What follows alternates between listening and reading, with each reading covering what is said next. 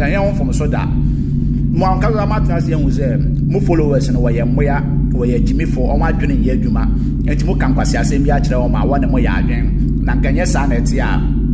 koko a price da 3,100 where you so abedu 2,500 mate almost 1,100 yes almost more than 1,100 and mate we fi so anka be penya asase bi na ka kire koko ekuafo na ahwe Jimmy sem a obeka se koko mo de na mo hwan so aba 2,500 no esombo anase eye better esin anado dankwa ne MPP 3,100 na sebe otimi fo be na obeka we ya kire no na obe ya adwen apart from mo NDC followers no